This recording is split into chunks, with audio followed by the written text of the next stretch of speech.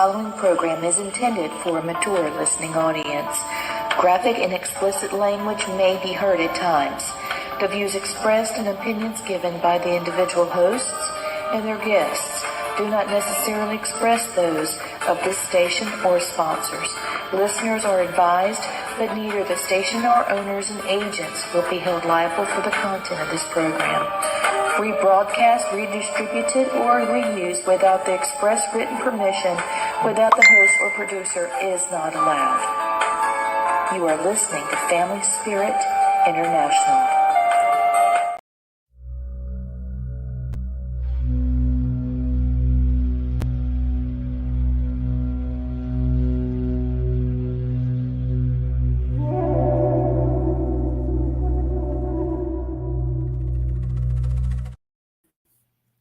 Hey everybody! Hey Blaine, how you doing? I am good, my sister. No, excuse me. I know we haven't been on a couple of weeks, so just want to tell everybody thank y'all for coming back. And sorry we had some stuff going on, but that's life, you know. But I'm excited about tonight's show. We've got two great guests coming on, and I'm sort of geeking out because one of them is an ITC guy, and I just love playing with ITC stuff. It's fascinating to me because I get so much good stuff on it.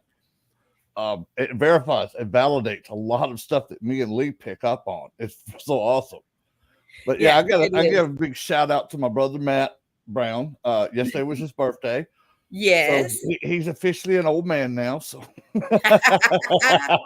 he still makes it look great. Hey, he does. Hey, he's like a wine, just gets better with age. Every year, Matt's and just a wonderful, wonderful soul. Love the man to death. He's my brother. And we've had some great adventures on our little cemetery club ventures. So yes, we have. We've had a lot of wonderful things. Let's see. I'm trying to see if we see the chat. I just typed hello. I don't see. Yeah, let's see. I see your hello, but yeah, that's from me. Let's see how many times it types when I do it once. Usually I'll get like 3 or 4 of them in there for some reason. I know, but it's not going. Weird. Okay. Mine didn't even show up just yet, so. Interesting. Hey, the electronics of our show, you know something's going to go goofy, so hey. Every time. You know, we've got 2 great guests tonight. Yes, and I'm very excited about having these guys. You know, we've talked to Austin Maynard several times. He's an IT guru, and basically he's able to, you know, take anything and make an amazing paranormal piece of equipment. And so he's going to be on the show tonight. Let's see. I'm going to send Brandon a quick message. I know what you're going to say. I'm working on it. Oh, okay, go for it, boy. I love Brandon. I do too. He's so much fun. Okay, so Austin Maynard, he founded an organization called the Underground Paranormal Network, and it consists basically of 7 relatively unknown historic locations. 6 are in Ohio, and 1 is in Kentucky. And he is an equipment builder, a ghost box builder, an innovative researcher, and he's working on advancements to the field of the paranormal. He does a lot of promotionals for his sponsors, his market, and he's building out-of-the-box experimental equipment, which I have purchased several pieces, and I love them. He's been experimenting with ITC since 2017, and he's focusing on exploring new paths of communication by using custom-built experimental audio-video communication devices, in addition to working with several researchers, which I think is fantastic. I've got some information for him tonight. He's also working with other paranormal equipment builders, and you know, they're passing information back and forth. And he's currently serving as the official tech manager for the series called Death Walker with Nick Groff, where he's responsible for the equipment and experiments that Nick uses on each episode. So now how exciting is that? I just think that's fantastic. And if you guys hear something that sounds like a kitty cat purring, it's my Luna. Hi, Luna Tuna. Yeah, she had to go to the vet today. She's doing really good. She's Good. gained even more weight since you left. She's getting to Right be a on. chunky monkey. Luna is a rescue. If you guys are thinking about getting a pet for the holidays, please consider adopting. There are little animals out there right now that are wanting a home. Yep. And the holidays is a great time. Also, don't surrender a senior dog and go get a puppy. No.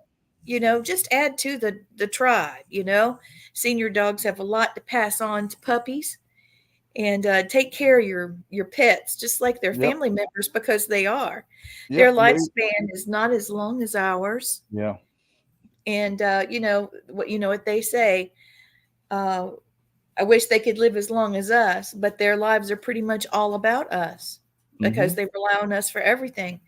So the only thing that they'll love you more than it does itself is a pet. And that's right. And remember, the best breed of a pet is adopted. Oh, yeah, I love that. Luna looks like she's a full-blooded French bulldog, and she is. But she is also a rescue after she couldn't have puppies anymore. After she had just had a litter, she was dumped out, and she was all skin and bone. She looked horrible when I got her, and I'm still her foster mom, but we're going to adopt as soon as we can. Come here, Ginger. She's my other little girl, and she's from a Humane Society also.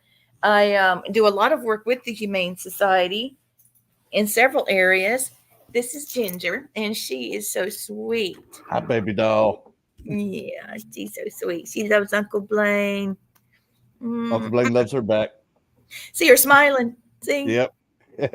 Look at that pretty smile.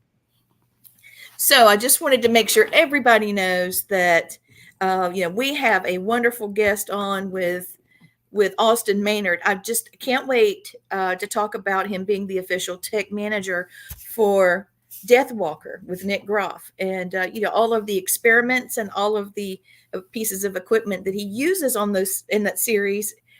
Austin provides and sets up for him. So I want to hear more about that. But we also have Anthony Simonelli, and he has 48 years of experience investigating the paranormal. He started at the age of 13 as investigating local cemeteries. And, we do that, we have a little cemetery club. We always end up helping people that are needing some closure that's on the other side of the veil. And so he has a similar background. He used, now listen to this, he used dowsing rods, Boy Scout compass. Yeah. That sound familiar? And he had a 35 millimeter camera. And he did see a full body apparition, and it changed his life forever. And he's been investigating ever since. He was a guest investigator on the TV show Dark Echoes in 2023 in episode 6. And you can see that on Amazon Prime.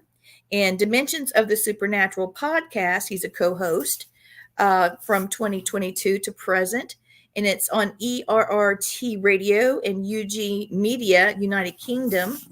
He's a spirit art artist. And he's been sketching spirits that he sees. And that's actually how we met. Because I saw some of his work, and I could have sworn, now this, I'm just going to, Blaine, I know you'll get it. And those of you that watch the show regularly will get it. But I could swear I saw a few of those drawings move. Yes. When I went past the table that he was, he had them displayed.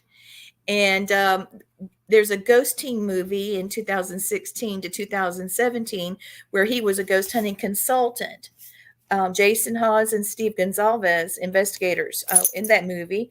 And then Paranormal Night Shift. He was a fortune teller in 2020 on the Travel Channel with Hulu and Discovery Plus. That's episode 13. Tales of the Other Side with pets and the paranormal book writer. So in 2017, he wrote a story called Cookie about the dog, his dog, and she passed away. And and see how crazy is this, because, this is one of our passions as well. Cookie was his dog, and all the money from that book goes to SI Animal Rescue Shelter. John Zaffis wrote the foreword for the book, and stories by Brian Cano, Sam Baltrusis, Chris DeCerci, and other Seekers Club of the Paranormal. He's the founder and leader from 1996 to present with the Haunted Tour Guide fundraiser with Kingsland Manor in New Jersey. And then 2017 to 2022, Haunted Tour Guide leader, tour guide and fundraiser. He worked with the Bayside Historical Society and Lawrence Cemetery. He's a paranormal lecturer and speaker. And gosh, it just keeps going. He has done so many things. He was a lecturer at the LaGuardia Community College and Are You There?, which was an art documentary about the paranormal. He was a narrator where a film crew followed his team around for 3 months to film the documentary, and it was featured in the Fairground Queens Museum, Flushing Meadow Park, New York, Paranormal Meetup. He's been with that since 2010, which was a Manhattan Meetup, New York Paranormal Seekers Club, East Coast Paracon. He was a public speaker, the Gettysburg Battle Bash public speaker there from 2017, 18, and 19. And since he's been able to see shadows at such a young age, they call his name. He can hear that very clearly. So therefore, he catches a lot of disembodied voices. This interests him, and he's looking deeper into some of these topics. My gosh, we've got quite the lineup tonight. So without further ado, bring on Austin and Anthony. Brandon. Brandon. Not sure. Let's see. I don't see the others either. Are we having a technical problem? I can still hear you and see you, and it looks like the feed's still going. Okay, till we get that little glitch going. Hey, I want to say thank you to you, Matt, actually, Mama, a couple of weeks ago. Oh, we had a good time. Had such a. We got some filming done while I was there. We had the best time. We got to see so many cool places and got to film with each other and scope out new locations to take the class to. Yes. And we're going to have so much. For those of you watching, if you have the idea of taking a paranormal class so that you can learn about equipment, so that you can understand why we do what we do, you can always get with a paranormal team. But a lot of times you don't know the history of the paranormal, and a lot of times people don't want to share the knowledge. They want to be, the one that keeps it all. And sometimes they don't know it. Yeah. I know how to make meatloaf, but that doesn't mean that I can pick up a recipe book and my meatloaf recipe matches it every time. You know what I mean? That would be fun. It's still meatloaf, but that doesn't mean that it's the best. So you always got to experiment to see what's better. Exactly. So it might be a situation where we need to stop and share the knowledge, spend time with certain books, dig into that. So that's what these classes are designed for. Yep. There's not every team has the same information or has the same techniques, I guess you would say. Sure. And a lot of them don't have the same equipment either, and they don't comb through the evidence to see if they've got something that's real. No, and that's what we're here to help them, because we've done this long enough that we can pass on our knowledge of years and years, hell, decades of doing what we do. Because you were born into it. I was born into this field. We got both sides that are 4 or 5 generations back on each of our sides. My grandmother, her mother before then, and I happen to be the only dude that got all the gifts. So, but I still think I ate up my sister when we were in the womb. So probably that's why I've got still with you. I know. I can't get rid of her, so she's always there. Yeah.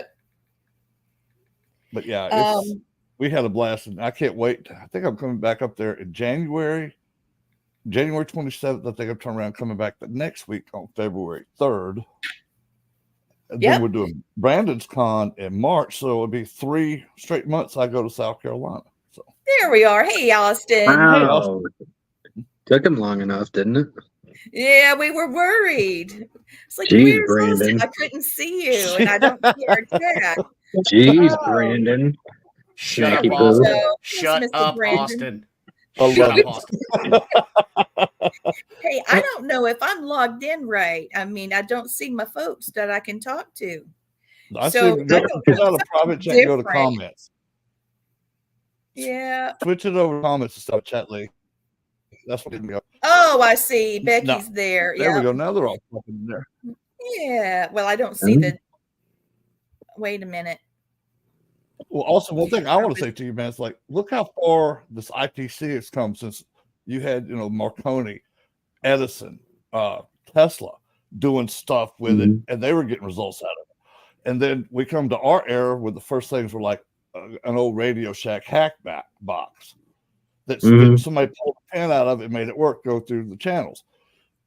Well, one of the things I think is funny about that to myself is, and when they first started that, I always knew if you caught like a good cuss word on there, it wasn't coming through a radio station, because back in the day, they might still do it. I'm not sure, but back in the day, they would charge them $750,000. And you tell me any radio station or corporation wants to lose that kind of jack over one word? Right. No, it ain't happening. So if you got a cuss word on there, you knew you're getting something real. Yeah, unfortunately, it's not like that anymore, because shoot, even on regular TV, like you could turn on like TNT or something, and after 9 o'clock, they're dropping the F-bomb. It don't matter. Like it was like they were a bunch of sailors. Oh yeah, that's the way it goes. Guys like myself, but hey, I thought that was like a normal word in the English language. Once I turned like right.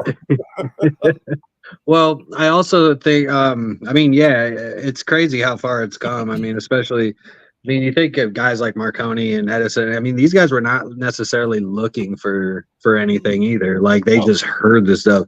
And I don't necessarily know, and me and KD were actually just having this conversation like a week ago about, we don't even necessarily know if Edison was truly like doing anything with the spiritual side of it. I know he was doing some stuff to mock Tesla, because Tesla was talking about getting the voices, and so I know he did something like almost like a trolling. So like he was trolling them back in the day, but because that's just who Edison was. But like, I read that his brother died, and he was actually trying. Edison, his brother had died, and that this whole telephone business was he was trying to reach his brother.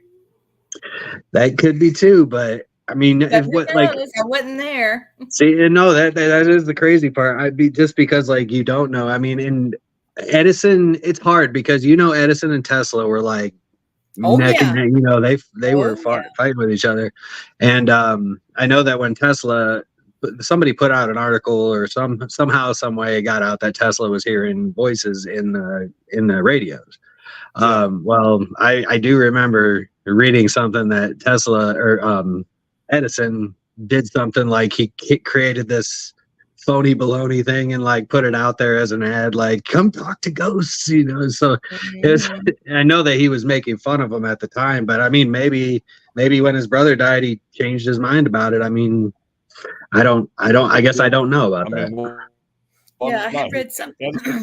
Edison stole every idea Tesla ever had anyway, so I mean Lord, almost, he stole plenty. But really what he did, he just made consumer-friendly versions of other people's ideas. Sure. Like you want the light, like you want the light bulb. You said what? I like the favorite too. It's like which one's power was better, the DC or the AC? So they used it in prisoners and fried them in the electric chair both ways. I thought that was hilarious to me. Forget, what was it? Topsy? Was that what the elephant's name was? Topsy? Yeah, that was really because I mean, that is what it does. But like the whole idea, but now we use both, AC and DC. So, and now like the AC power, it powers the world, but the DC power powers everything that is not powered by the grid. Yep. Well, And I did want to tell you that when I was looking it up just now, it said that Edison was a ghost hunter. The snoring you hear is my dog, by the way. It's not a cat purring. It's my French bulldog. She's stirring. Yeah, she's doing her thing. But anyway, it says here, I'm at the weeklybean.com. True, strange but true, Thomas Edison's ghost hunter. And that he was actually attempting to create ghost hunting equipment, and an assistant died testing the equipment with him. So I'll put that link. Well, I did not know that. Yeah, I'll put that link in our chat.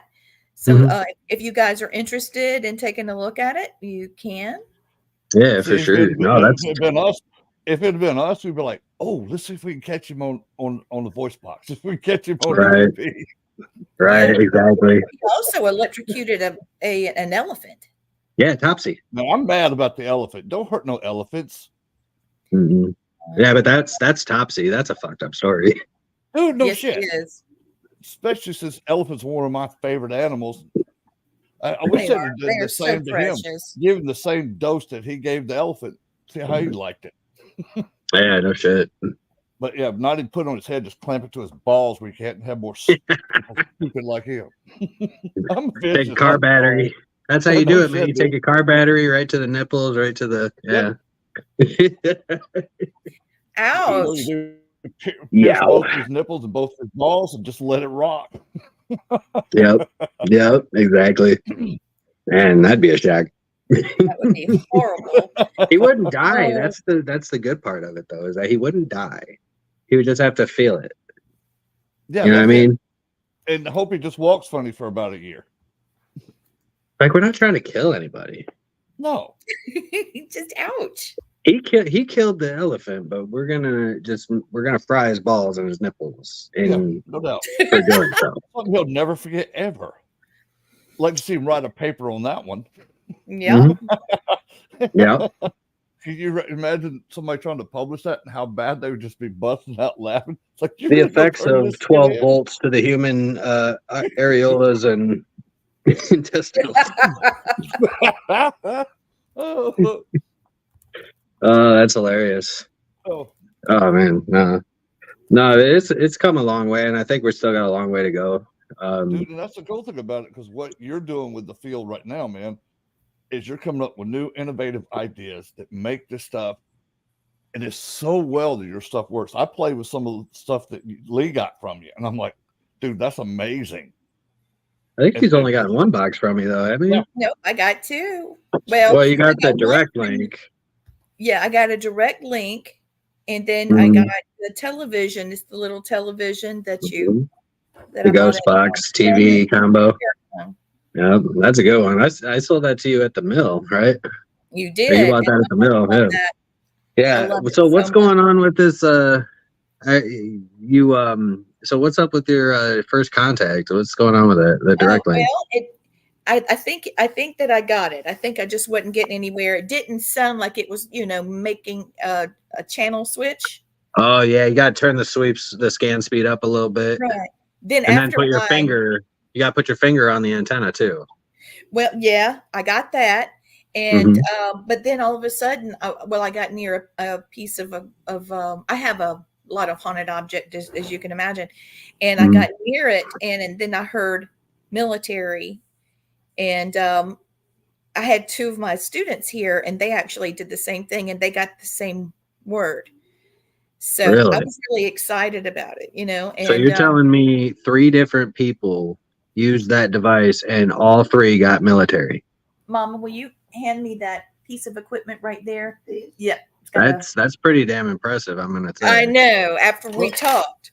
Yeah, well, especially since her husband's military, I'm military, retired, but still we got so much military on our sides of all our families. It's not even funny. So but like when you think of this, you can't hear this, just me sitting here. I plug it into the output and boop, and then you put your finger over the antenna side so that your body is the antenna. I like that. And then you turn it on. Hold on, I can't see with these glasses. You turn it on here, and then Mhm. you use the scan here. Mhm. And it And- doesn't sweep as fast as a lot of the Ghost Shack hacks that I've got. well, But you man, can. It can if you turn that scan speed dial up on the side. It can. ooh, You you see know the side where your fingers what? are. I think I'm going to put this in one ear, and I'll tell you what I hear. You can Let's plug do in a speaker too. That's even better because I do Yeah, have why one don't of you do those. that? Plug in a speaker, then we can hear it too. That You know? everybody. Okay, I'm with you. I'm going to Austin. go get right. it's That's your right style, here. man. You see what happens when I clean up? I can't reach my stuff. I'll be right back. All right. Oh my What goodness. happens?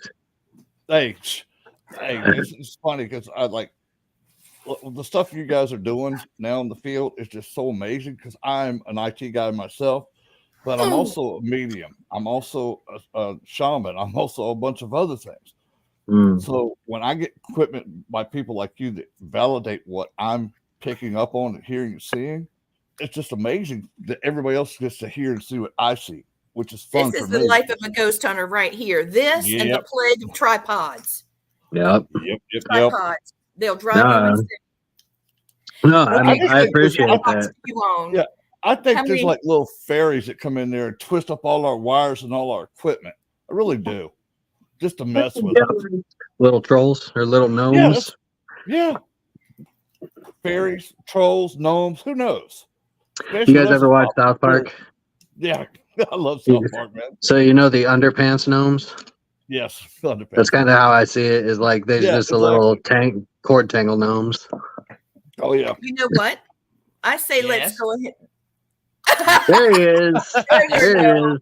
You The called for the underpants gnome. gnome. Yeah. Called for the Underpants underpants gnome. gnome, and there he That is. is That's right. classic, dude. I mean, you couldn't have popped up no quicker than that. That was beautiful. Guys that can't see that, Brandon popped up and Austin was telling me it's an underwear gnome, which is hilarious. You know, Yep, the underpants gnome. Yep. he No, was the dude with the righteous beard in class. They were Yep. they were asking if I had a picture of him up, and they said something about who's that dude with the righteous beard. Well, I appreciate the the kind words, and I know that we're always trying to go further. I mean, I'm not even like when we look at the levels of research that are being done in the field, like I'm not even anywhere near the top. Like, there are guys doing way deeper research than I am. And I mean, although I work with these guys, like some of the stuff, like I can't even comprehend myself. And when I can't comprehend it, then it's like, Yeah. that's pretty damn far out there, but yeah, somewhere like Gary Galka. I don't even think Gary Galka's on that He's level got- either, though. He's like Judy. what now? That's my mom's name. I just heard Yeah. the name Judy, and that's mom's name. Okay, so like guys like JW Prather, right? The guy who made the direct link. We're actually working on and we've actually just secured like funding for it, and we got that project that I had announced that we were working on with is JW and I, and then we're bringing in Mike, Chris, and Brandon from the Wraith Chasers, and bringing in my buddy Corbin Bentley. And we're going to bring everybody out here to Bryan, Ohio. And actually, we're going to do one of JW's experiments. Now, the experiment is like, I don't know if I talked to you guys about this last time, but like the gateway process, that CIA document that was, or I guess it was the Monroe Institute, but the CIA got their hands on it somehow, some way. But the gateway process is like achieving hemisync, right? And then being able to travel.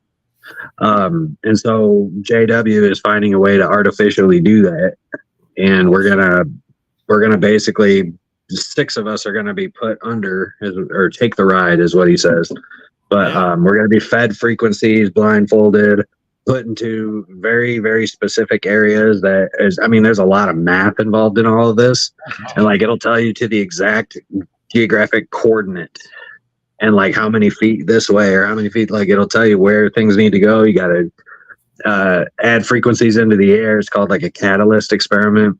So like there's multiple experiments that are kind of in one giant one. And we're going to document all of this for like 5 days.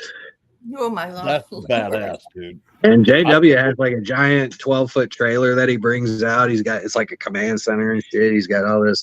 We run wires and cameras and speakers and microphones all over the entire property. Like I think he's got something like 2,000 or 3,000, or no, like 15,000 feet of cable or something. It's crazy. That's a lot of cable. Yeah, it's a real experiment, man. No, that's the way to do it, though, man. Shit, Mm-hmm. yeah, I like that. And really, we're only bringing in like the big names just because like that's what's going to draw attention to the experiment. That's the whole idea, is like we're not going to try to fluff it up. I mean, obviously we got the production crew and everybody that's like going to help us make it look good, right?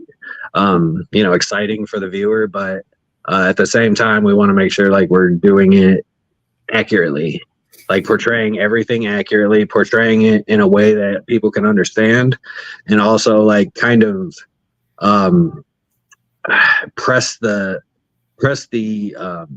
issue of like the significance, I guess, like push the significance of like what we're doing and why we're doing it. And like the whole idea is for us to be able to literally investigate from the other side.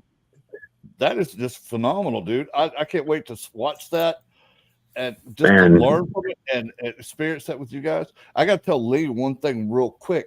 I've got my headphones on, of course, but I also have a hearing aid in my right ear. Well, your grandfather Isaac just told me to tell you hello. Did you hear me? Oh, Lee froze on me. Are you talking about me? Yes. My grandfather Isaac. Hey, Anthony. Hey, how you doing? Shit. What's up? Lee, what was his name? Because he said it, I thought it said Isaac, but I was wrong. Leon. Dadgummit. Okay. Yeah. I know what he said now. It sounded like I was said Leon, and then it was almost like Isaac, and I'm like, what did you say? But yeah, it was Leon. Well, English isn't his first language, Oh, that makes he's sense. Filipino, so it's hard to catch what he's saying. Austin, there's a woman here, and she's saying, "You'll do it. You'll do it." Okay.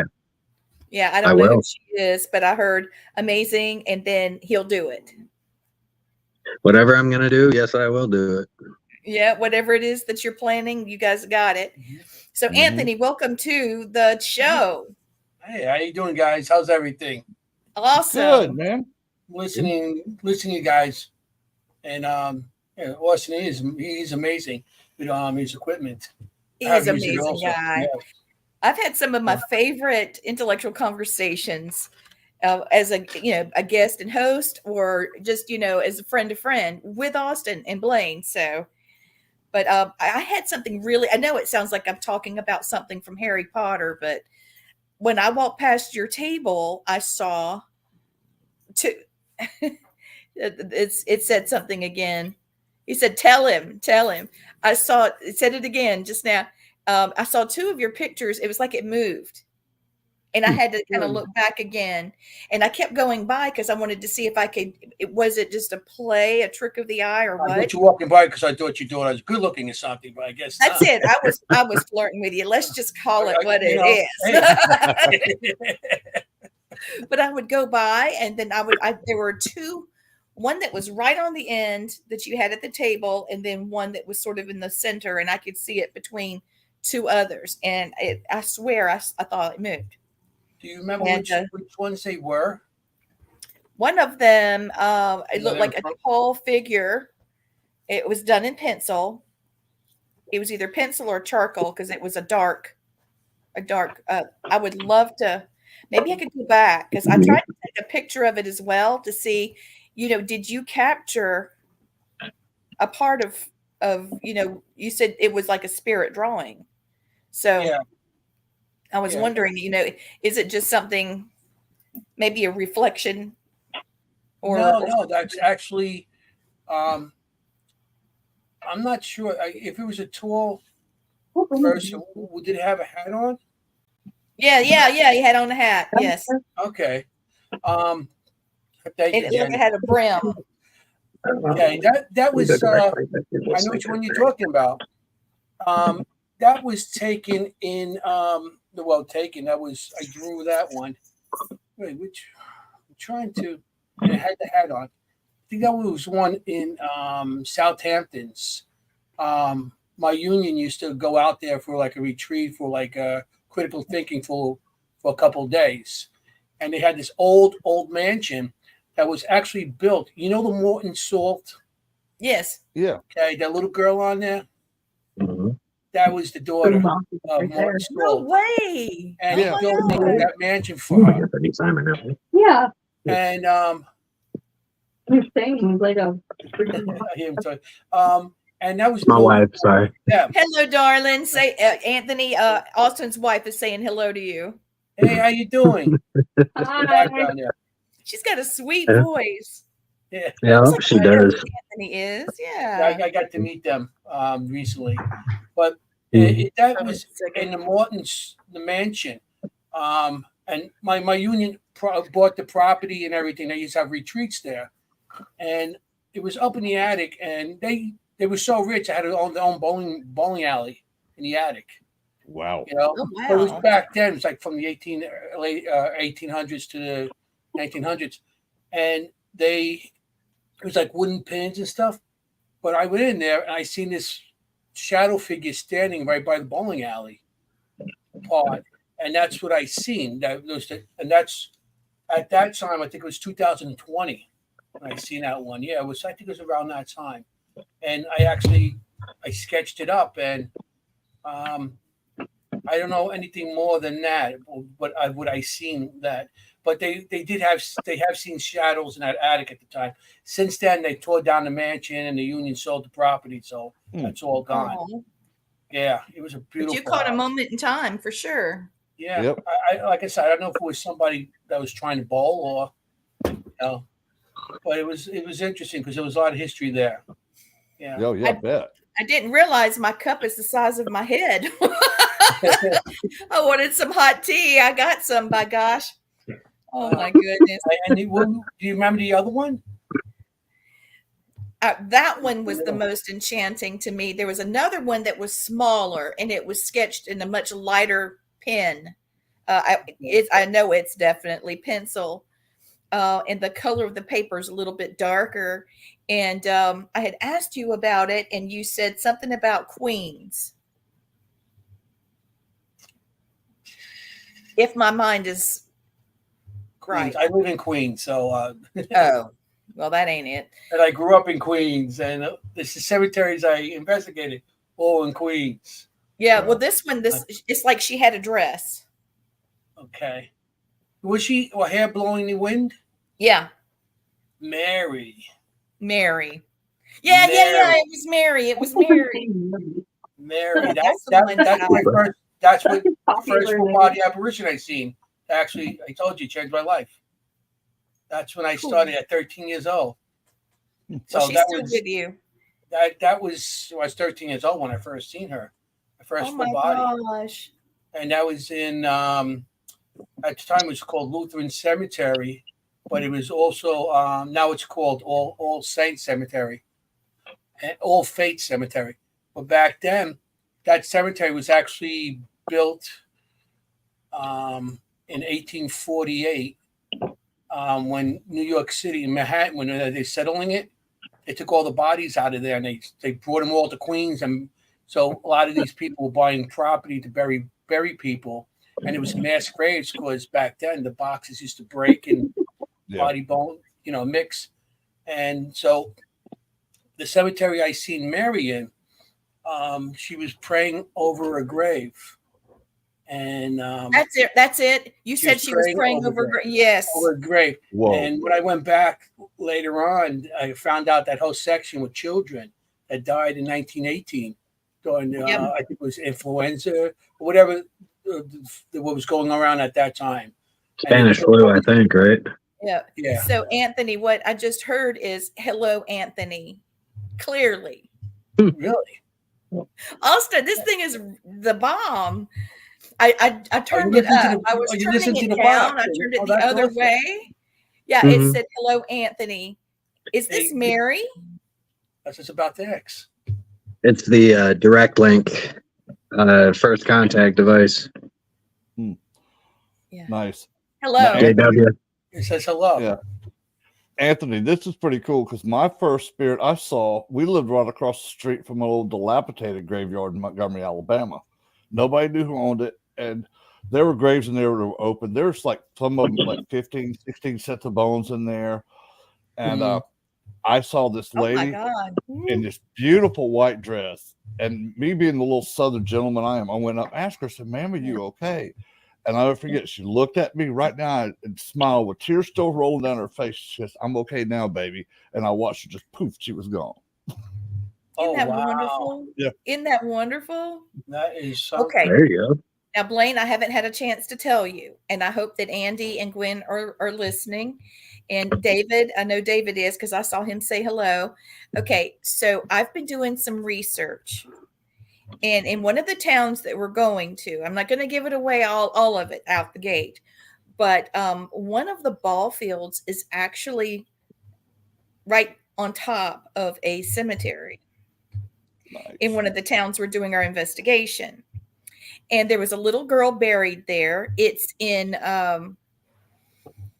there was a huge scarlet fever epidemic that hit the area. And there's a lot of Quakers, which I didn't know we had Quakers in the area. I knew we had Mennonites, but there were a bunch of Irish Quakers that moved to my state, which I didn't know in the early 1800s. It would have been late 1700s or mid to 1700s. And they have a cemetery there that, you know, where they buried their dead. And this cemetery connect with it. And there was a little girl that died, and she must have been a beautiful angel, a cherub-looking little girl. She was 5 when she passed, and she died of scarlet fever. And the family was so distraught, they were very prominent. They buried her in a glass coffin. Now, they didn't bury her. They put her in a crypt in a glass coffin so she would never decay. And then when the cemetery started falling in disrepair, they took her out of there and moved her body to a museum where she would never be seen. She's just stored in the museum. But her ghost is back at the cemetery, and she's looking for a doll. So we're gonna go to this location, and we're trying to find the museum that may have the remains of this child. Oh, that would be awesome. Oh, wow. And you got to find her doll too. I would or bring her a doll, you know. Gosh. No doubt. Well, she probably wants her doll. Not your doll. She wants her doll. Well, she does her a brand new one. I'll buy her a new one. But you know what? Back then, a lot of dolls were made from the hair. Yes. You know, like they would cut their hair and use the hair to make the doll. So there might be something significant to that. Maybe the doll is in the coffin. And also, if they're a Quaker or Mennonite, there's no face. Nope. Right. There's no that face. Makes it, yeah, that makes it even creepier for me because dolls were originally made to house the souls of the dead. So now you got a no-face doll. It's even more creepy. Because I get to see what they attach to them, and some of those things aren't nice, and they're not pretty. They're pretty daggum ugly. Yeah, I've seen some messed up that look like they got hit with a whole ugly forest. You know, like, not just the ugly stick, the whole forest. The whole forest. It drug it through the next one too. Good. The tree fell on them. Yeah, dude. I don't know who this man is in my ear, but he's laughing like crazy at you, Blaine. I love it. That's awesome. Oh, this thing is great. We've got like a whole group of spirits here listening to the show, and they're you they're need talking, to put it on man. speaker. We can all hear. Yeah, you put it in a speaker. Yeah, I can do that. It's just I do You hear might get tick, feedback. tick, tick. It's not like a ghost box. It's, you know, back and forth. It's just a little tick, tick, tick. Yeah, you might get feedback on the off your microphone. But, Might. Yeah. You try it. That's If you fantastic. do, then don't do it. Those of you watching, please get in touch with Austin. I think if you put it back a little ways from the mic, it might not distort as bad. So, yeah, the place I grew up in, Glendale, there's 9 cemeteries there. Nice. Yep, that's it. That's it right there. 9 cemeteries. Wow. 9 cemeteries. Harry Houdini, Mae West, even the what do you call it? Goodfellows over there.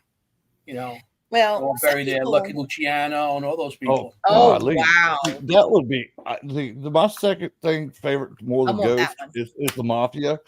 Yeah. I love, fascinated by the structure of Okay. it, how it was ran, Mhm. and Is just to be able to is see that those box for graves would be sale, so cool. Austin? They're saying someone's asking you if the box is for sale. You held it up and you've created this now. Yeah. What kind of Ronald. thing is that? Well, which one? I've held up two now. So, well, the smaller one is the one that you have, Yes. just not signed. You got the signed one.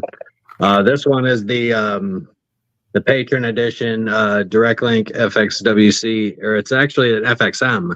This is one of the ones with the microphone now. They've added that, so it's got the echo, reverb, and the microphone.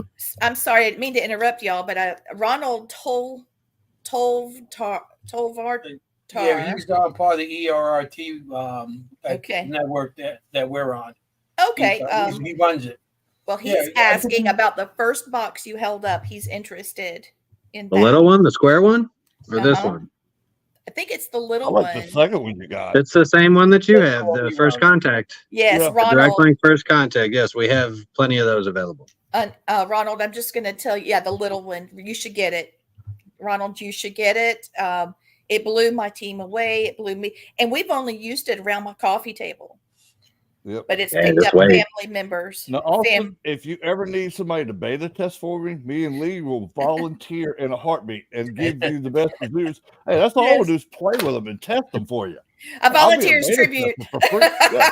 I know, huh? Yeah, I tell that to JW too. He doesn't. He Before you guys talk about the Hack Shack, what? Oh yeah, I like that. Oh shit! One of the old keep that. school ones. I got Oh, I yeah. keep that on my desk just in case, and with my Yep. old Ovilus. I got a Hey, let me Sanjian take- You somewhere. have an Yeah. he Hey, has an old Ovulus. I want an old one. I love Anthony, vintage let me stuff. let me tell you how Ovilus that X. got. Um, Anthony, let me tell you how that is On that the an back SB7 here with you've the got? I'm sorry, Is that an SB7 you've got?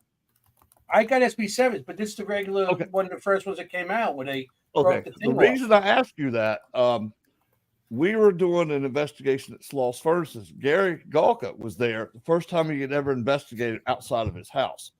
And he saw what I was using and just looked at it and goes, I can make that better. And then like 4 or 5 months later, he came out with SB7, then SB11. So he upgraded what he saw from a little cheap little Radio Shack radio I had to the SB7, SB11. So yeah, I could actually say, and I helped with him finding out about that, but no, that's as You far as I definitely go with goosed it along. How about I know, that? I did. Look Hey, at I know this. that. I do use the SB7s. I do the Estes. The Estes Yeah. experiment. I love the And Estes method. Oh boy, way I do it is like somebody sits like you're in a building, everything's wireless. Yeah. Do everything wireless. And I have spirits argue with each other. I have 2 locations, wireless, one person on the 3rd floor, one person in the basement, and I'm on the 1st floor, and the spirits arguing. And especially it was a Chrysler Mansion, we were out there doing it, and we had a woman on the 3rd floor. I always have a person with them, like, just in case somebody would walk into it, just in case, because sometimes people freak out on that. And so the person was a woman on the 3rd floor and a man down the basement. And it was like the woman on the 3rd floor, a woman was coming through saying, help me, I'm hurt and all this stuff. They're pregnant, murdered me and all this stuff coming through. And the guy down the basement was saying, shut the F up, Wow. you bitch, and calling out all kinds of names. And then my friend Lourdes Gonzalez, Austin knows her. And she's like, why are you saying that to her? Because she's on the 1st floor. And it told her to shut up, you effing. Yeah. La-di-da. Yeah. I mean, and it's all the time. It seems like they argue with each other. And I have a couple. We even did at the Conjuring House. So Yeah. the place is, it comes through. I like that. With the SB7. I also do the S box also. Just to break it up once in a while. But I got a couple of those. I'm more of a video I think person. it's interesting. It's like what that we've had sometimes where the whole conversations on a ghost box is they're not responding to us. They're fighting with each other. I've Yes. had them, you can actually hear them physically scrapping with each other, knocking the shit out of each other, throwing people, hitting with chairs. I'm like, this is like watching the WWE field. This is pretty badass. Yeah, we've had a lot of things like that. When I was filming Repossessed, we were at oh no, where were we? I think it was episode 5, and I was in Canada. It was beautiful. The green grass was starting to pop, but it was still pretty cold, and we were in a log cabin, and parts of it that we had to leave out. They were fighting like crazy. The whole wall was shaking because we were at ground zero where this really bad fight happened and a bunch of people died.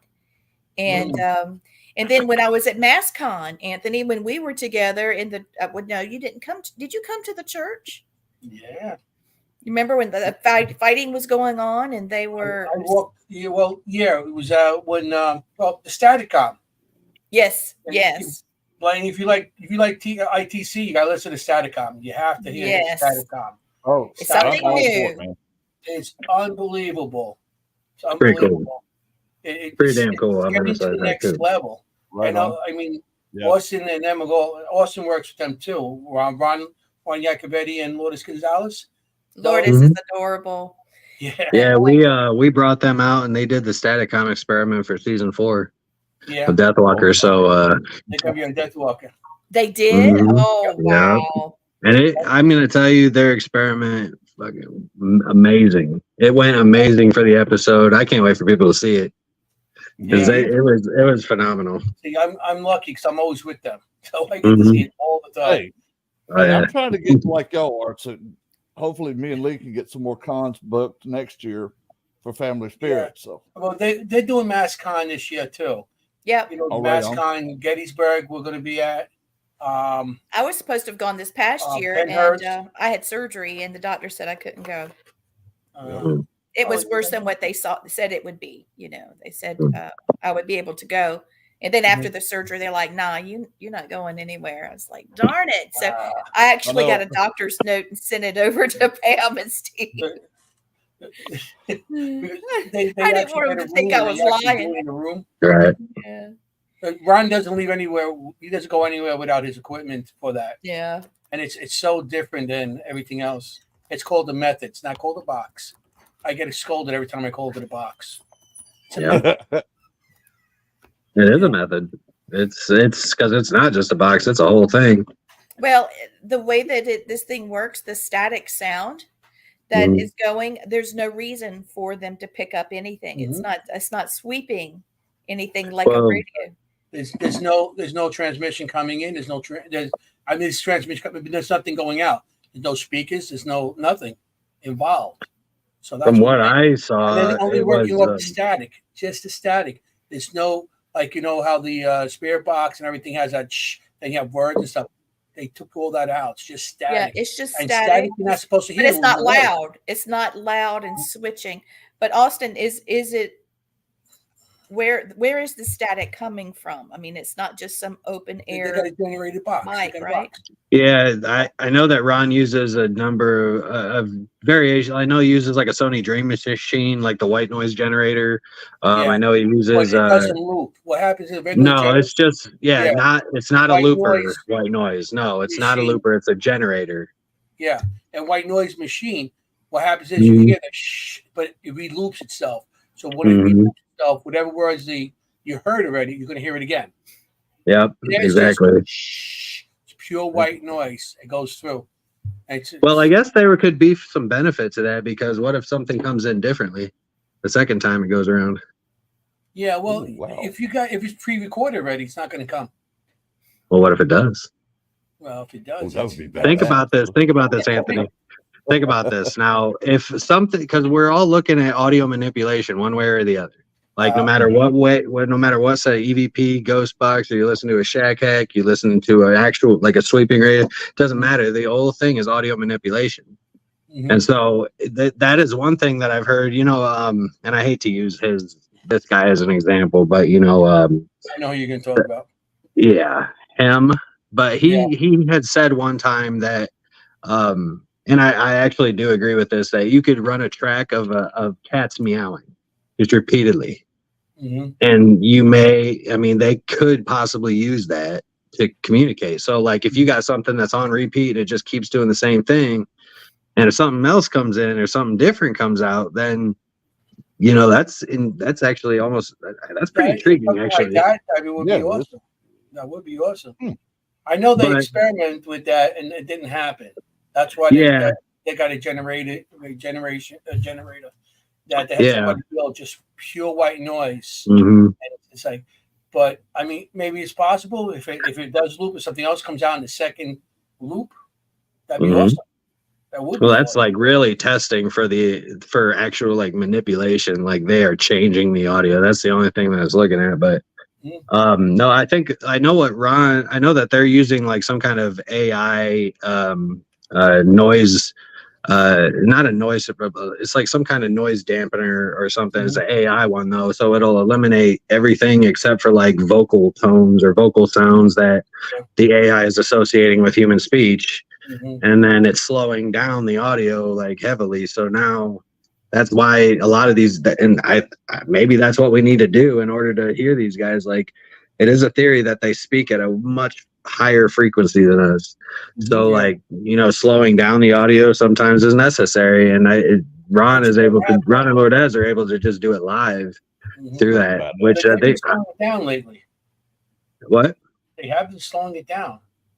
Well, I know that and I actually like the idea of slowing it down. I mean, especially because when you talk about white noise, I mean, it is a lot of frequencies. Yes. Like it is a lot of audio frequencies all coming in at once.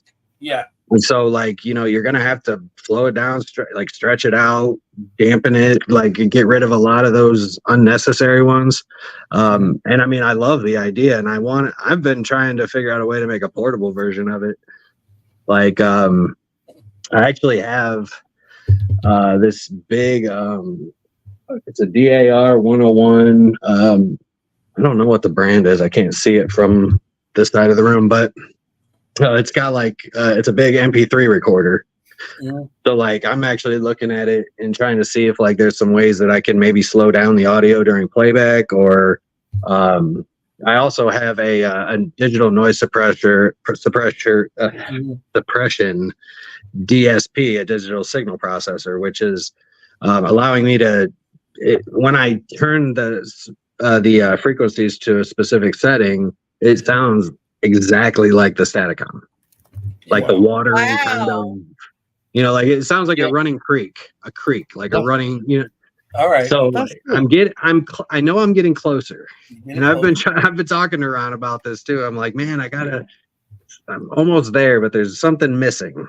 Hey, also, I'm wondering, like the commercials they always show, like the sound noises to help you sleep, like that, the white noise, the green noise, blue noise.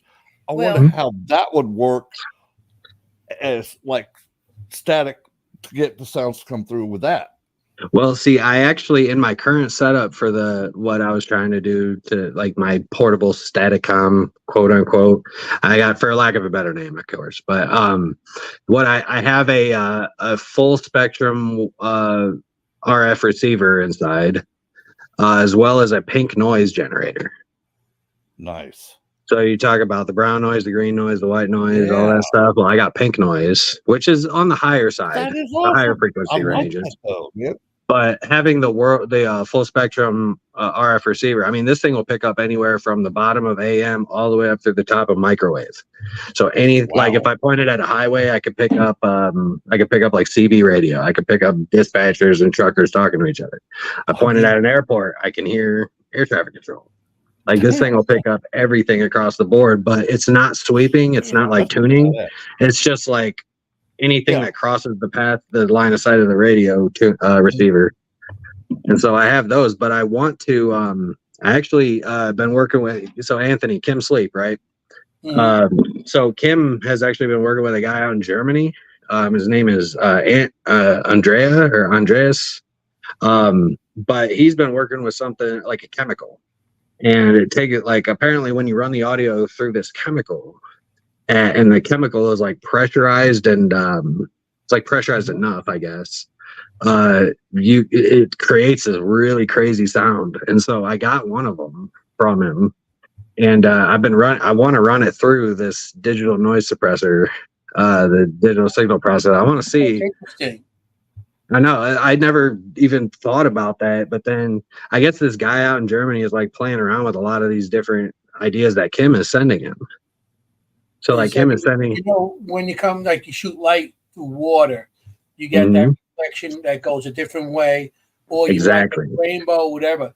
Now, if this chemical, if you have the same buoyancy as water or the same thickness as water, if it's thicker than water, it might not go. It might just it's not. The chemical is actually compounded. Like it's a real hard material that the audio is like somehow it's a conductive chemical of some sort. So but it has to be pressurized a certain amount inside of a little case inside of the box. It's really crazy, but like I had it running the other day, and like it would be pure static, silent, kind of just steady. Then all of a sudden you'd start hearing this crackling in the background, and then it would come in real loud and static, and then it would just die back out again. It's like, what the hell, man? So I got to do more research with that. But I know that when you run, like, you guys know what heavy water is? Yeah. So, like, I know if you run audio or you run, or even another example, lasers, right? When you use a laser audio transmitter, you shoot it through heavy water, or you can shoot it through a crystal, and on the receiving end, you're going to get a different sound than you would just normally.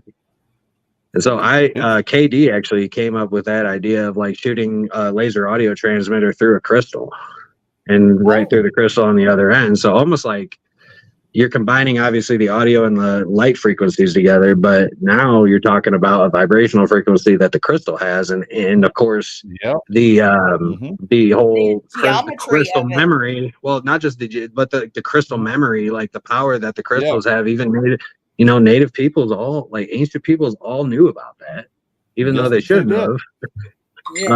But like if we're able to tap into those frequencies as well, I'm starting to there's more and more experimentation that can be done. Like, because now we're not just talking about, I mean, you could talk about quartz, or you could try, like diamonds, you could try freaking, I don't know, all the different transparent crystals. I'm not a big crystal guy, but you get my point. Yeah. Like, what could it amplify it? When you just mentioned that. No, that's funny. I was about to ask you. Through a stone. You use like.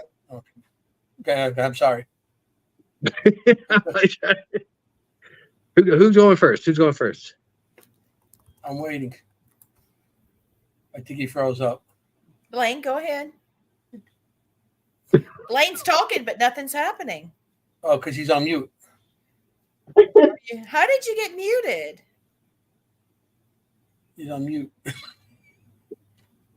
Well, then you ask first, then. Anthony. Okay. If you're shooting a laser through any kind of crystal or anything that's clear, you should have. You might be able to figure something out.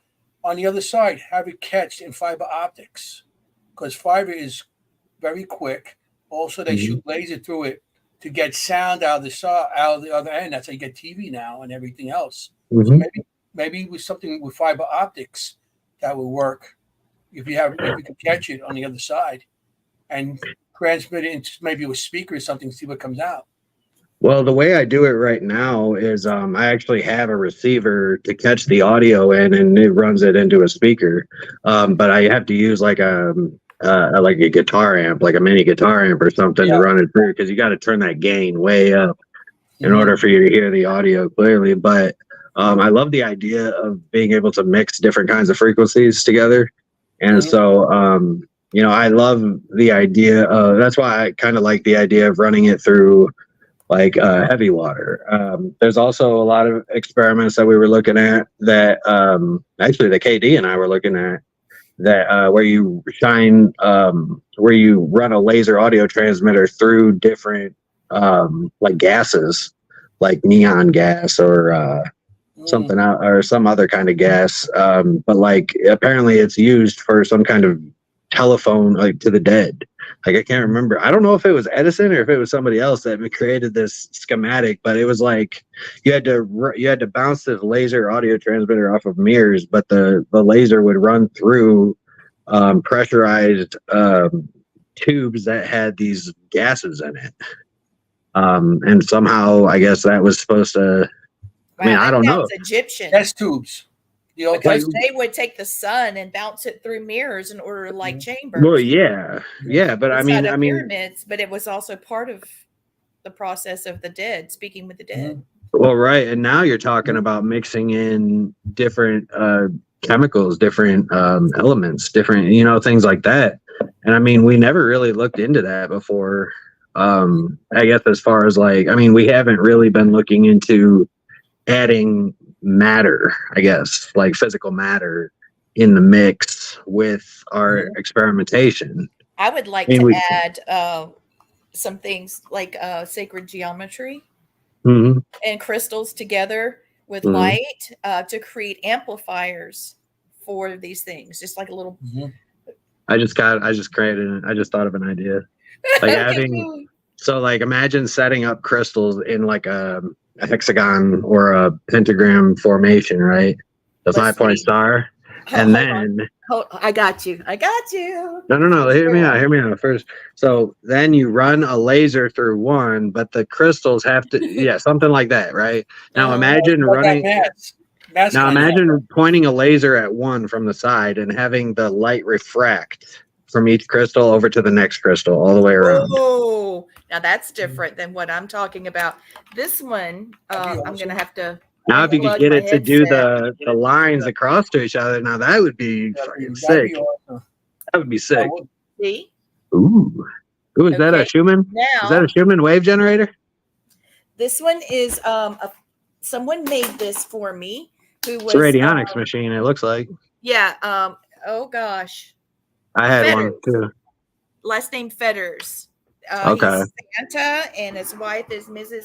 Claus, and they were at the MassCon. He was selling these, but this one he made specifically for me, and he's going to be selling them now. But each one of these, see, this is Metatron symbol. Let me turn this off so you can see it better. This is Metatron symbol, okay? And Metatron symbol is basically got all of the elements. That's what each one of these are. And then it has, besides the elements, it's got the seed of life.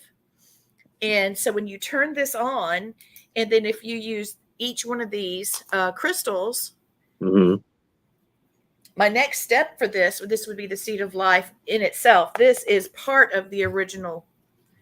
I'm putting it on top, and then for pendulum work is a way of protecting, but also amplifying. So, I'm really excited about this. There's so much to know about sacred geometry, but I really feel like I got my crystals right here. So let me reach over.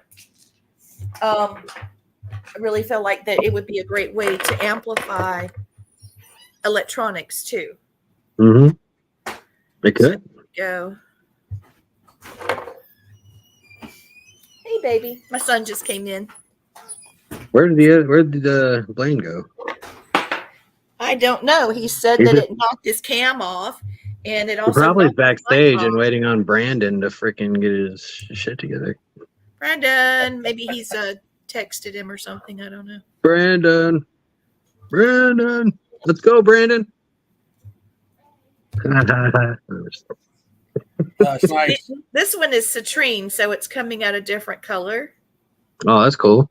But the idea is I'm going to take some crystals that will be the same size, same height. So well, what's interesting too is because the different crystals will, when you shine a light through these crystals, there's different light frequencies that are coming out depending on the color of the crystal. I know.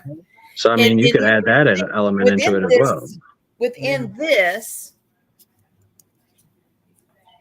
each one of these are not just represented, but the geometry of each creates it's like a battery. The light is bouncing inside of it. Oh, nice. So therefore, it's getting bigger and bigger. If there was a way to string them all together, like you said, and beam it, oh my goodness, that would be something altogether. That would be a matter of alignment, like aligning these crystals just right. Like, so you'd have to start with one, shoot a laser through one, and turn it until it refracts the light. Just, like, it would be a challenge, I think, but it would be really cool. It would be. And if you were able to do it with like an audio transmitter or something, like that would be even cooler. Yeah. Oh, you know what you could do? Okay, here's a simple experiment, right? All right, so that thing did you see what I posted the other day about laser audio laser listener? Do that, except with the crystals instead of a glass mirror or something. Oh my God, I love that. Just take a laser pointer, shine it inside one from the side, and then just angle you'll just have to rotate the crystals to get the angles right, each one. But you have you get like either a photoresistor or a solar panel, like from one of those walkway lights outside or something. You get them for like $1 at Walmart. Yeah, and you clip the cables in the back. It's red and black. Yeah. Hook those up to a 3.5 millimeter cable. If it's a mono cable, then it'll just have the red and black wires. Just connect red to red, black to black. Then you plug it in, and boom, there you go. Oh, that's awesome. And it would charge. It would have its own charge so that it would light up longer, right? Oh, well, yeah. If you have the laser, you can use any laser pointer, like any laser pointer. You just have to bounce it you have to bounce it through or off of some glass or something, transparent. Yeah, I know you both have heard about glass being a portal. Have you ever looked into it based off of, honestly, the wood or the cardboard? Like, here's a piece of cardboard, right? And then you put the glass here, but there's something in between the two. Usually it's some sort of reflective paint or something. Especially the older mirrors, though, they always had something. And then the glass was not just regular old glass. Usually it's hand blown, right? So it's actually creating something in between to where it could be a dimension. It could create a false dimension.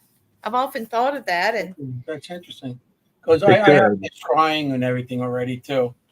And, I see myself turn into an old man in the mirror. I see my face in the mirror. It's like, holy shit. Hey, you know what? As long as the mirror don't crack, I think you're good. Yeah. I had one of my friends. He looked like a woman and stuff, but you actually do change. Your face does change with this. Oh, yeah, it does. I've seen it do all kinds of things. Yeah, right. Do you guys ever wonder? Shanley Hotel. That's where I did my scrying. That's the scene behind me. It's the Shanley Hotel. Oh, wow.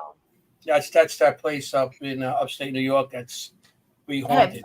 Have you ever drawn pictures from spirits that you may have seen in a scrying mirror? From the mirror? No, something. No, I haven't. I should have. This is these pictures. When I see something, it stays with me forever. I could draw it today. What I seen 10 years ago. It's weird how things stay in my head. I can't remember what I had for lunch, but I can remember spirits I seen 10 years ago and what they look like, the color of their hair, their eyes, their shoes, the outfits and everything. I can remember all that, but it's weird. It's like burned into my head for some reason. So it's like a selective photographic memory. Yeah. Object permanence. Yep. So this is Luna. She's the snoring monkey that you guys may hear. We have a cat named Luna. Really? We named her Luna because her head is, her grande gourd is so big. Hear her snorting? Yeah. I named my cat Luna because she is gray and white like the moon. And she's kind of fat too, so like I don't know if you can big see, around, she's got dark blonde spots on her head, and it looks like craters in the moon. Oh boy! I'm gonna go back to sleep. I know she had a big day today. We had to go to the vet. I'm her adoptive mother. I'm still I'm her foster mom, and so I'm still taking her back and forth to the Humane Society. I was saying before we brought you guys in, those of you that are watching, if you're thinking of a new pet, please don't get rid of your senior pet and get a puppy. Just keep them both. I mean, they don't live very long, and we are the world to them. And you never know what a senior dog can train a new puppy and vice versa. I mean, they bring the life back to an older pup or cat, and you'll be blessed for doing something great for something that loves you as much, right, baby? She was part of a puppy mill, and someone actually found her running down the road. She had scars and sutures where she had had a C-section, and she was all skin and bone. And I've been feeding her. I give her cod liver oil in her food, and I give her some extra vitamins. It looks like ketchup, but it's in a big bottle, and it's for all kinds of dogs, and it's mostly vitamins, that dogs need and everything. And so I mix it. She doesn't like just the straight taste of it, but I mix it with her dog food, and she loves it. I'd make sure that you labeled it correctly in your refrigerator too. Yeah. So you don't... That'd be rough. Make sure we put some on your hot dog. Down my dog. That would be awful. We just had to put down my dog. Oh, Anthony, I'm sorry. Sorry to hear that, man. So I mean, it's we had her 15 years, but she was a little dachshund, mini dachshund. Oh wow! Yeah, so she's a child to y'all. Yeah, and Family member. My wife supervised over it and stuff. So my son's dog, we call him a grandpup. Yeah. So we're watching her this week, so my wife's all happy that she has a dog here now too. Oh, that's nice. So Sweet. dog 15 years. I'm not going to get any more dogs. I'm getting to a point now. It's like I want to do stuff, and you always have to find somewhere to bring the dog, or you could take the dog with you, and not everywhere. So that's why I have cats. We have cats. I have a parrot. Oh wow! 7 years old. He's supposed to go to 80. Is he loud? Wow. Is he loud when you sleep? No. He talks. No? He calls my wife yeah. and everything. My buddy had a food and everything. Oh yeah. My buddy had a freaking like he had it wasn't a parakeet. What was it? It was he had a bird that would yell at him in the middle of the night. He'd be sleeping, and all he'd hear was like, "Dad, Dad, Dad."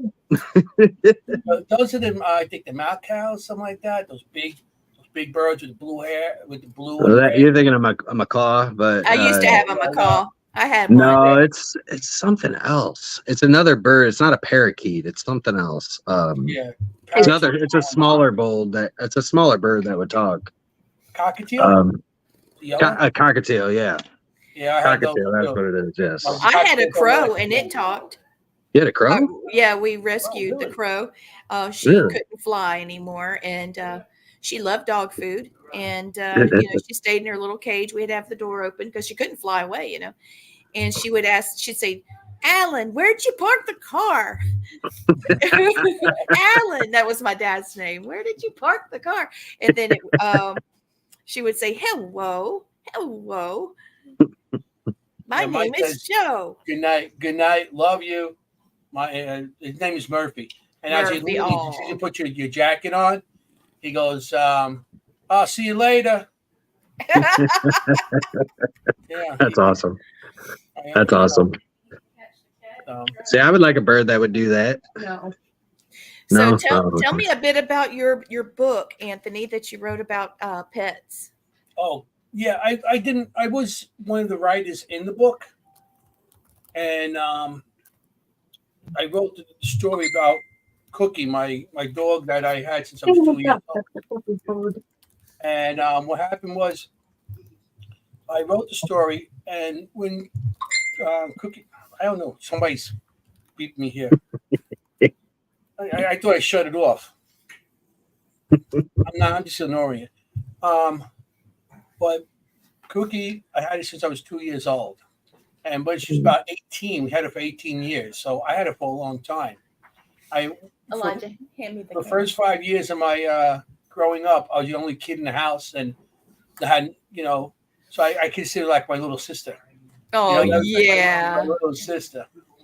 So we had her for 18 years, and she ended up getting cancer, and we had her, things all over. And back then, nobody really did vets back in this, Yeah.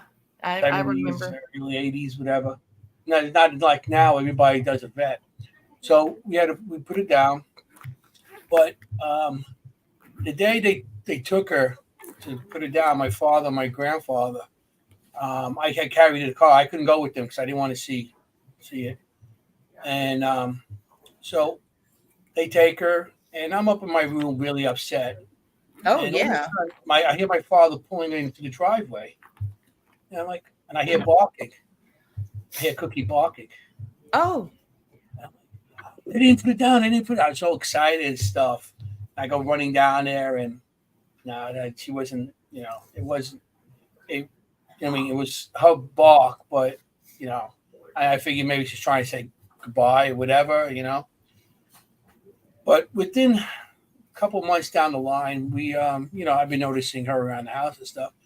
One night, I was in my room. I lived in Glendale, in Queens. It's a two-family, so I lived on the second. I lived on the second floor. My grandparents lived on the first floor. My family lived on the second floor, and I was in my room. And all of a sudden, I hear barking. I'm like, what the hell is this barking? So I get up, and I go downstairs, and I hear something at my front door. So I turn on the light. All of a sudden, as I opened up the door, I found a crowbar on my stoop. Somebody's trying to pry open our door. Yeah. And if it wasn't for the dog barking, this person would have got in. Oh, my gosh. He must have ran away when he seen the light go on.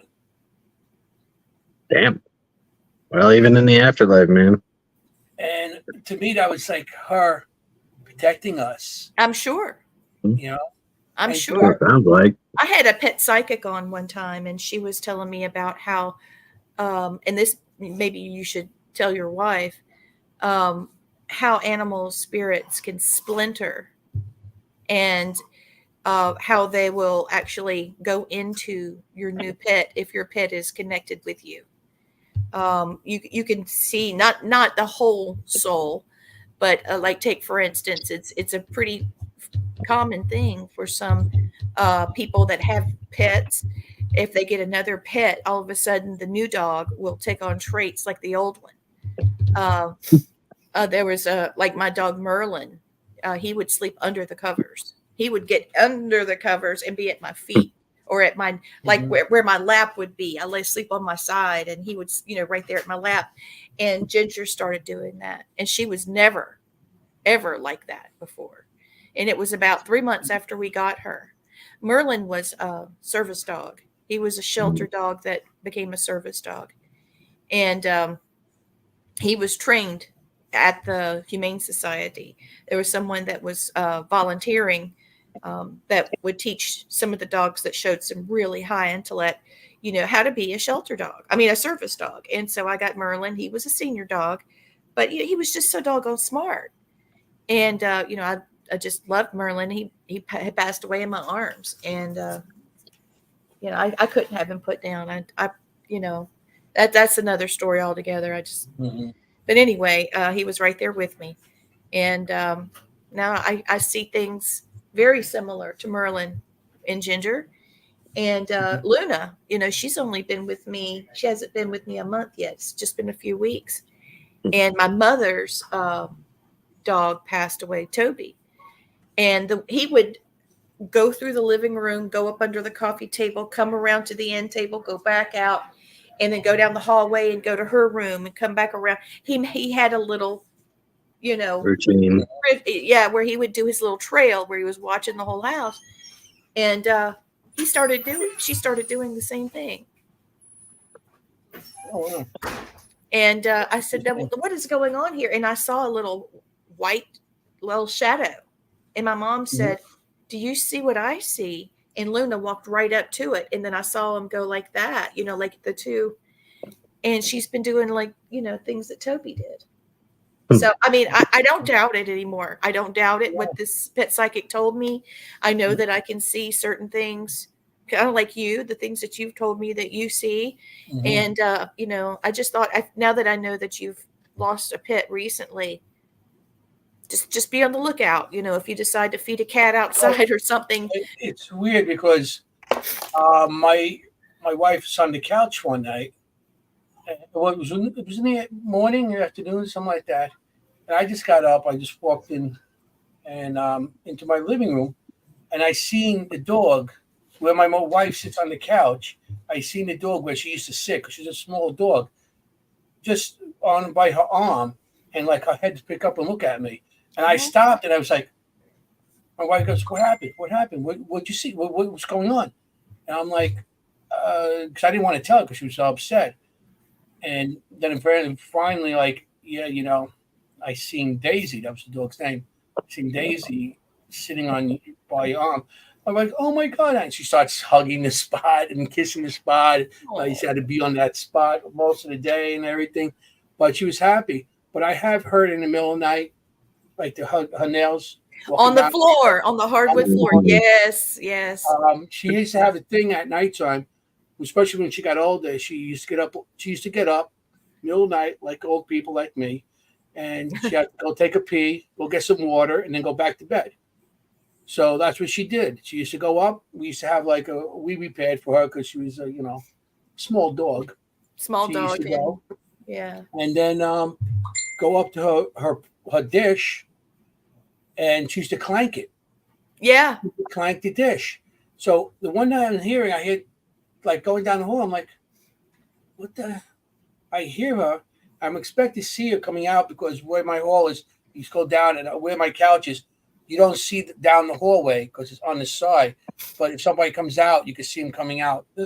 Coming out. So I'm expecting to see her out. Nothing. Also, I hear a dish clank, and I'm like, "Are you kidding me?" I said, "Daisy, you here?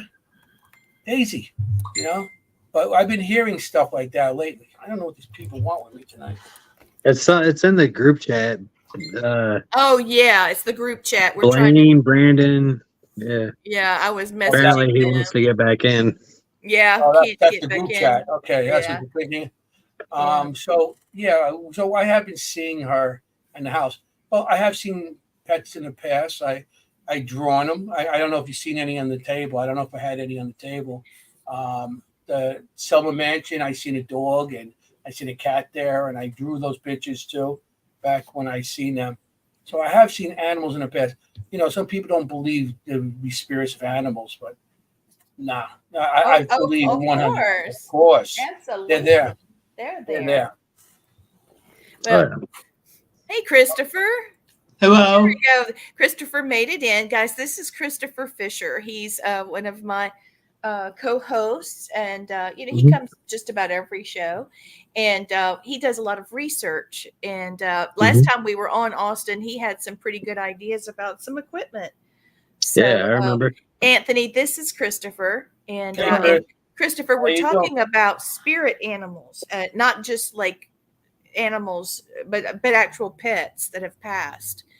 And so I was just telling him a little bit about what I knew about little animals, and that death is a natural thing, and they listen to their instinct, but they're also very devoted to you, and they never leave. They never leave. And it's an old indigenous saying that if you bury your dog or cat on your property, that they would stay with you and protect you. Animals are very much a part of the spirit world, and a lot of people deny that. And what it don't help is there are many activist groups that don't believe in iconoclasty, connection with animal guides, because iconoclasty is a calling of like your spirit animals if you're not of a tribe's religion, right? basically, it's incorrect because everyone has that type of spirit connection, and a lot of people that start debates like that really don't know the half of what goes on. Austin, you're going to get a charge out of this. Someone today had said, I got a camera for you. I think it's going to be good for your investigating. Hey, Blaine's coming back on. There he is. There he goes. No, that was the weirdest damn thing. Okay, I have this thing set up to restart every night at 2:00 to get updates. This thing decided it just wanted to do it right in the middle of the damn show. I was speaking, and I'm like, you son of a bitch. This is not the time. I was like, you don't just off the wrong man. It's like, y'all lucky I work Windows system because it pays me, but I can still talk bad about you when it takes my shit off when I don't want it gone. In the future, So, Blaine, Sorry, y'all. look what was in my mailbox, Blaine. Oh. Nice. Somebody put it Dude, in my who's supposed to put mailbox. Blaine, I have a suggestion for you to make that not happen again. Just go into system. Blow the computer up? Okay. Yeah, we Yeah, do go that. into the settings, then go to Windows Update and click on pause. It won't update for a week. So this is a JVC surveillance camera. Guys, update. Yeah, I was gonna say it looks like a CCTV. Yeah. Yeah. So here I have got this thing. It looks like a Can you moon make camera. something out of it? Yeah. Can Yeah, you it make looks like something out something of they it, Austin? They looks like. I mean, I'm sure you could. probably. Wouldn't Probably. it be cool to have something out of this? I It just looks think like an it's old cool. little Did, camera. did it come with looks any like a kind of little camera remotes or that they used anything? on the moon. Yeah. Yeah, it does though. Because that looks like there's a zoom lens on there. Yeah, but it should be able to be Yeah, remote adjusted. But usually CC cameras are usually mounted to a building or something. So they Mhm. usually have some sort of remote that Yeah. make the camera zoom in and zoom out. So it says Yeah. 9 volt on here, and then it says video out, and then sync in, Hmm. and then there's I don't know what that is. It has Which is good for 4 9 volt lands that stick out. Yeah, 9 volt. because you could use that as wireless on a DVR Hey, system. honestly, you could probably connect that to a lot of different things. Yeah, I A lot of mean, different monitors. because what happens is a lot of the cameras for the CCs don't come with a battery. You have to always still hardwire it to some sort of power source. You can have the wire going for the audio, the video going back, and the audio. But to power it, you need usually go hardwire. But since that has a 9 volt, that's great. Well, here I am with this thing trying to figure it out. So I just thought, shoot, I'll bring it on the show tonight. I mean, that someone gifted this to me and said, hey, maybe it'll help you. I love that it's got the built-in, I don't know if it's to be this way or this way, but like the little tripod thingy. Mm-hmm. Yeah. And I was wondering if this was removable, like an SLR camera. Mhm. That I just lens wanna might say- be removable.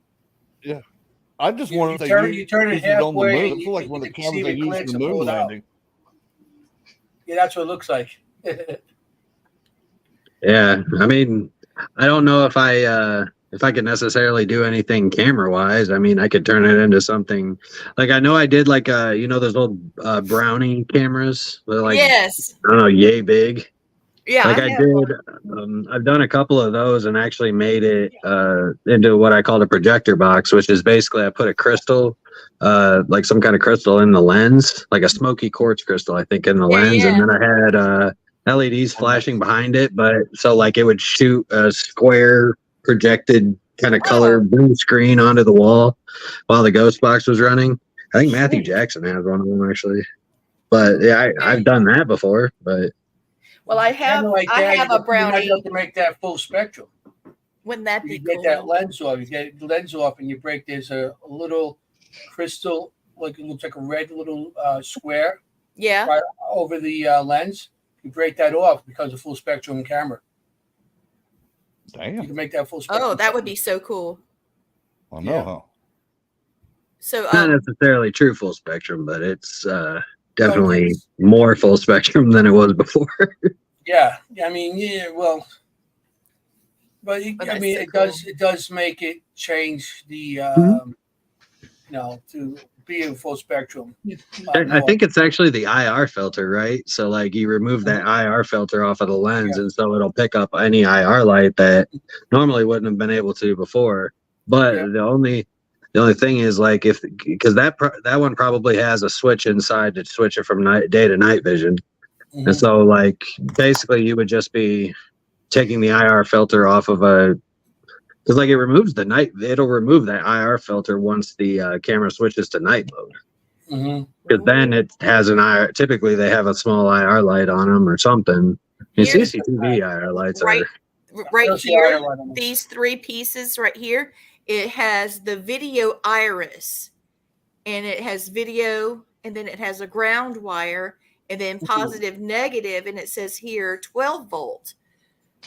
That's probably for the zoom in for the lens of the camera. Yeah, the iris is more or less like the lens of like an eye. Like we all have an iris in our eye, so. And here's the iris. You put that, plug it in there. I guess that it could be, because you can't see anything, Right. Right. I just thought it was really cool. On a screen, some sort of monitor. Yep. That's where you could put the video out. Like you could rig up like like the BNC connectors. You could rig up BNC connectors to go to that. You could even just do like you can find some systems where you just connect wire to wire audio. The AV wire, or they just got the little screw terminals that you would connect a wire to a monitor. They would have the screw terminals in it too, but it would be that's old school tech. Yeah, that is old school tech. That's old school tech. Some of the old school stuff works just as good. Or better. I started better. Stuff. Well, I still like the film stills. The better than digital. I still. Excuse me. What, the 35 mm camera? Like I started with? Or are you talking about old school Polaroid? 35 mm camera. Both could be contaminated very easy if it's a little piece of dust or something in the room or fingerprint or just not being correctly developed. So that's the only thing about 35 millimeter film, which is good because I started with that and I got nothing. 13 years old. I used to buy the film and not be able to afford to develop it. So I had a bunch of little films that had undeveloped for years, but it could be contaminated too. Just a little piece of dust, a hair, something like that. So it's very easy to. Our mad scientist, I see smoke. You must be. You're soldering, aren't you? Mm-hmm. Yeah. He's been doing the whole show. It's so much fun. The mad designer, yeah. Yeah. KD's the mad scientist. I'm like Inspector Gadget or some shit. Hey, that's okay. When the gift comes through, use it, man. Yeah. You need one of those hats now. I know. Get one of those hats, you press it, and something go like go gadget, go gadget, go gadget. I have a friend named Mark Clark, and he takes a vest that's like a hunting vest, and he has all his stuff in that vest. Yeah. You investigated with him, Blaine, at the Paracon Dixie Ghostland. Yeah, no. Hey, he was fresh out. The old fishing jackets, those are best, man. Well, see, I have one of the glide gear vests that actually had. I have to get it back, but it's got all the 1/4-inch thread holes on it, and so you can basically attach all these different arms. Look like freaking Doc Ock out of the Spider-Man, right? So you have all these different arms, and you can attach different equipment to each arm. So you walk around with 8 arms spread out like that, just all in front of you with different meters and all. Spider, huh? Yeah. Mo, when we did the show, with all the arms sticking out. Yeah, he has whatever that thing is that he had on. He would put his voice recorder in there. He had his K2 in there. He had everything. Oh, I do that all the time. I have a couple. Yeah, those come in handy, especially when you do a big place. Trans Allegheny or What do you call it? those big places, asylums or prisons, wherever you may go. Put all your extra batteries in there too. Batteries. I put equipment in there and stuff. And because you got so much walking in those places to do. And I always have a camera, and I got body cams all over me. So how cool is that? You know, I carry my camera, the body cams, and I got my equipment in what I want to have in there. Yeah. You know how easy that is? You know, yeah, it's convenient. Everything in your hands. Very convenient. And the nice thing, you can go to some of the Army surplus stores, and they'll have those on sale. You can buy them like dirt cheap and find them in a Goodwill. They work. Right. Well, if anybody finds some, please tell me, because I want some and I can't put my hands on them. Yeah. Well, So, you can buy it. I have one that's camo. Oh, I love that. I have one. You can find a lot of stuff. You at could use those. them also. The hunting vest, because you get something with a lot of pockets. So a hunting vest is just as good. Yeah, I use a fishing vest, a hunting vest, anything I get my hands on, it works. Well, you can find the guys, you know, I've been looking for the ladies in this section. I'm going to go over to the guys section and take a look. Hey, any Walmart has them. So. Well worth it. Yeah. Yeah, you go to any department store, they've got them, especially at Walmart, Target, Bass Pro Shop, Amazon. So I used to carry a big bag with me and my equipment on it. I drape it over me, carrying everything through. And it's like, now you got to take the bag off, put your stuff down, and now dig through your bag, especially in those places like pitch black, and you guys a little flashlight trying to find everything. This, you have everything in your pockets. It's everything separate. Yeah. It's perfect. Oh, yeah. Yeah, I got a couple of those. Those are definitely good to have. You know? Absolutely. Especially in these big places. Oh, yeah. Even smaller places, it's like, you got so much stuff to carry, especially like me, because I have bad knees and bad back from being loading airplanes for 26 years in the Air Force. So I have to limit what my weight on my back and knees are. So, yeah, that makes it a lot better because it spreads out the weight more evenly on you. Yeah, I got bad knees and back for 37 years being an electrician in New York City. See, I'm surprised you're not a builder, Anthony. Yeah. Well, what happens is I'm blind in one eye. So it's very hard for me to judge. Excuses. I'm just I mean, the stuff that you guys do, I can pick it up and stuff, but I don't know. I got lazy. You kidding? I go investigate. You start some of these circuits, man. I'm telling you, you get down there. I mean, they got really, really tiny, like tight spaces that you got to try to fit stuff in and solder, like fit your soldering iron into. Yeah, I know it's not as easy as just picking it up and doing it. Yeah. Well, I've been looking. Be right back. Okay. Gotcha. Bye, Chris. Night vision light. Yeah. The guy that used to do on my team passed away a couple of years ago. Joe McCaffrey. And he used to build these lights, and I have them. I still have them.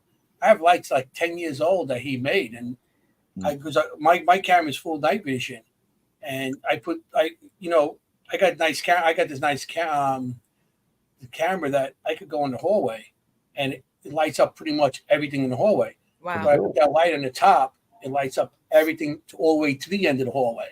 Yeah. And that's what I want. And like I said, I meant to Trans-Allegheny. I mean, I was in that pitch black, my hand on the wall to see I'm walking straight. Yeah.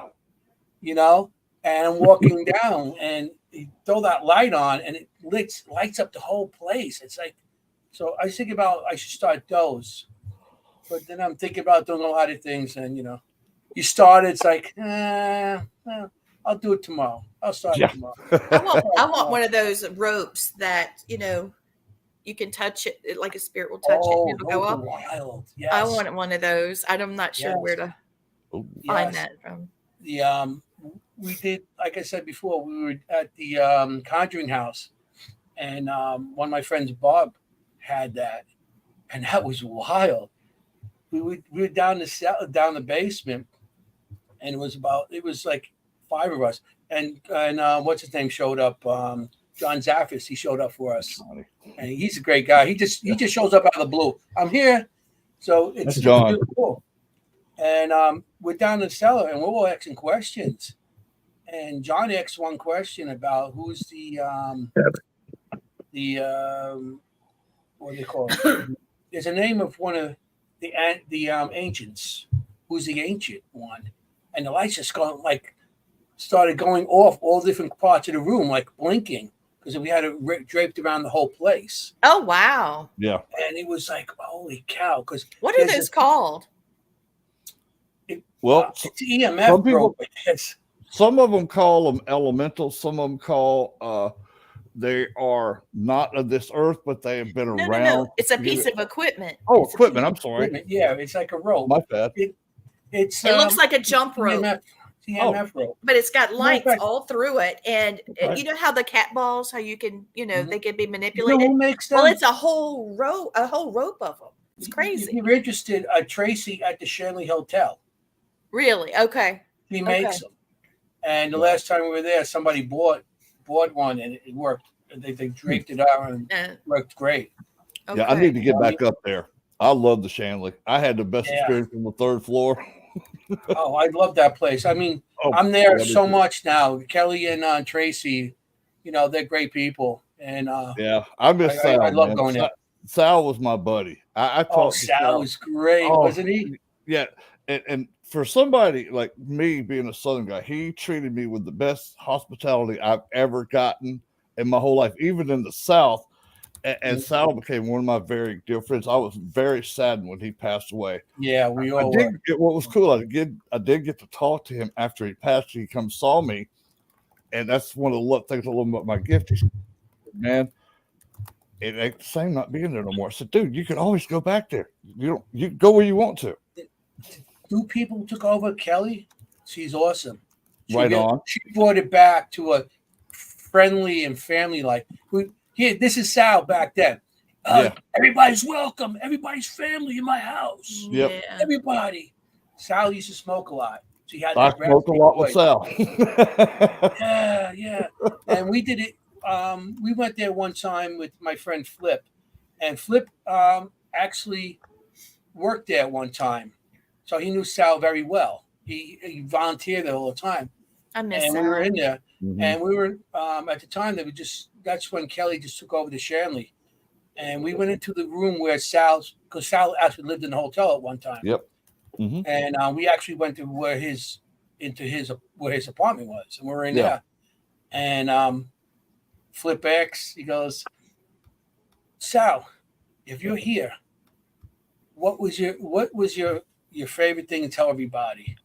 And it came out, family, just like that on the spirit box. And we were like, did you just hear that? We all heard it. And the way it sounded would sound like him because they had that raspy voice. Yeah. What was funny with me is like Sal says, I never let any guests come up to my room, but I don't know. I feel something different with you. I want you to see what you pick up in my room. So I was probably one of the investigators while he was alive that actually got to go in his and his wife's apartment up there. Oh, and wow. And I got to have probably about a 7-8 minute box session up there and just got some remarkable stuff out of there. It was amazing. Where his kitchen was, that's where we got it. So when you first walk in, his sink and everything was right there. That's where we got the him say family. That's awesome. Right there. Yeah. Austin, what's the name of those ropes that are lights that go off like the cat balls, but they're like tripwires? Trip wires? I think those there's like a rope light that's got K2 meters in it. You get K2 meters in it, yeah. Yeah, that's you can't pick it up and make it go off. No, I mean, I don't know. I mean, I don't really see. There's been other versions of that prior to that one coming out, and that one's just kind of like the mainstream one. But yeah, that's basically what it is. It's got K2 sensors in each of the lights. Yeah, I want one. So, I mean, you could probably get them off of I think it's like Ghosts of Augustine or something, maybe, or I don't know, maybe Ghost Stop or whatever. Yeah, I know some of those things are like beyond kind of where I'm at, like with my stuff. So I don't know. I don't want to put that equipment down or anybody that uses that down. That's not really my forte, I guess. Mm-hmm. Well, Tracy makes them in Shanley, so you can. Yeah, I sent a message. She's the manager of Shanley. Okay. So, if you guys ever go to Shanley, you guys got to call. Oh, dude, if we're coming, you're going with us. We're grabbing Austin too. I'm working on another field trip for spring. Austin, I know that, in fact, we're at the point now where we need to talk about some of this. You have your underground paranormal network, and you go to places that are not over investigated. And so, well, I run locations that are not over investigated. Like, I love it. Yeah, I've been like working hard for 5-6 years now, trying to we're up to 7 locations within our network right now. And we run all the ghost tours, all the events, everything out of all of them. So how can we find out more information? And are you running specials? Talk to me about it. Well, I mean, we always got, it's all of them are open year round. We do have deals where if you book multiple nights throughout the year, like multiple locations, you get so much off on the total price. You only got to pay, I think one of our big things was that you only have to pay a $200 deposit and you can book up to 7 nights throughout the year. So because most locations, you got to pay like $100 down or whatever. Right. And because we are all within this, because they're all in the same network, we could just say, $200 and you can pick 7 dates, up to 7 dates a year. That's pretty and you just bring the relative amount of cash or whatever to the location itself upon arrival. And then you pay $100 and you can essentially double your time, because normally we do like 7 p.m. to 2 a.m. But pay an extra $100 and you get from 7 p.m. to 11 a.m. So you add an extra 9 hours. That's awesome. Yeah. So and they're all 5 of them are in Ohio. 6 of them are in Ohio. One's in Kentucky. Yeah, we were talking about the Kentucky one. So let's. Murphy Building. Yep. All right, let's talk about that some more. And also, do you have kits that are for new people? Like students, like what I teach. Like a little. I know that I tell people to, excuse me, to save their old phones, because they have a video recorder, a camera, a flashlight, what do you call it? A voice recorder, a camcorder, a camera, a flashlight. They can download a compass if they want to. There's even some, apps that you can download. Your phone doesn't have to be connected to a network. Mm-hmm. And if it's not connected to a network and then you get evidence, that it's not something that's just an accident, And so people are getting those, and Harbor Freight's my place, because you can get cheap batteries, cheap flashlights. Mm-hmm. You can get digital thermometers, different things like that. But if you have a little kits that may just put it in the back of your mind, if you're buying parts and whatnot, and this is a cute little set that I could include with the textbooks and things that I'm doing, because I'm starting. I have 2 classes, and we're teaching in 3 locations, and we were opening it up online. And we got people that want to try this, but they don't want to put several $100s in a piece of equipment with something they don't know if they want to do it, Mm-hmm. I mean, the only thing that it's so hard, because a lot of what I do is not simple, I guess. Oh, I know. So, making a kit. You're at a different level than simplistic stuff. Yeah, the simple stuff, I never got enough satisfaction out of it. I felt like I had hit a wall, and I didn't want to do that. I'm never content. And that's part of, I guess, why I'm always doing new things, because it's I never, I'll do it a few times and see what happens. And then I kind of put it aside, or I'll give it to my teammates who will use it on investigations, because they do it a lot more than I do. But most of the time it's just trying to take something further and further and further. So it's hard. However, there are things that like, that laser listening device experiment, like that's something simple. And Yeah. I mean, if you, simplistic like that, and the little yeah, REM pod thingies that you can put together and stick it in a little box with a 9-volt those battery. that's Eric. Eric is doing the little REM pod thing. Who's Eric? Who's My Eric? partner. He's the guy I told you to talk to about the little proximity things, the email. Yeah. Oh, yeah. Yeah. I don't do a lot of the detector stuff. Like, I haven't really been much. I still use detector stuff, like when I go out and hunt, I guess. And I always have some on hand just for like the show. Cause like Nick, a lot of times he likes some of that stuff sitting around during his thing. So He seems like a cool guy. He really does. He's a very cool stately. Guy. I like his wife. That's she's great too. She's great. I like KD's wife too. She's awesome. Yeah, she's a mess. Oh, gosh, what happened to me last night? What happened, Christopher? My normal wife. Oh, wow. What happened to you, sweetheart? When me and my brother were just hanging around out, and we had the bathroom door shut, right? It was dark in there. Nobody around. And I heard this loud bang, and it was a stupid toilet seat. And the bottle of shampoo hit the floor. At the same time, something was trying to get your attention. Yeah. Don't you have a family member that might be trying to get your attention? Mm-hmm. That's a good way to get most people's attention, is when the toilet gets hit hard. Oh, my. When the lid gets shut. Well, in residential cases, I've noticed the bathroom is a place where a lot of things like water gets turned off and on, lights get turned off and on, things like that. Yeah. But the toilet seat is something with the up and the down. That's a source of controversy anyway. But my case lid, and specifically Mo's, in the show, it slammed down, and I about jumped over the table. And there was no reason for it to have slammed down. There's no reason, because as our seat is kind of hard to set down anyway. Yeah. And how can a spirit be stronger than me and slam that seat down, and I couldn't? That's something. Hey, we've got 5 minutes left, and I want to make sure that we keep it within the period of time, so we can use this as an encore. If it goes too far, it won't.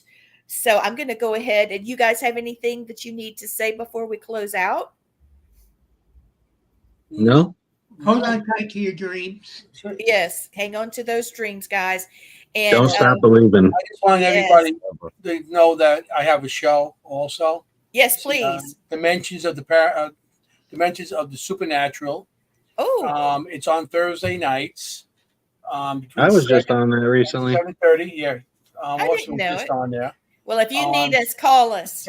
Yep, we'll be more than happy to be guests with you, man. It's on ERRT radio, radio. Matter of fact, the guy Ronald was on it before. Radio, and it's called Dimensions of the Supernatural with Maureen Kaczynski and Anthony Simonelli. And just come and check us out. It's on ERRT radio, YouTube. We also on UK, UG Media. That's in the UK. That's in Manchester.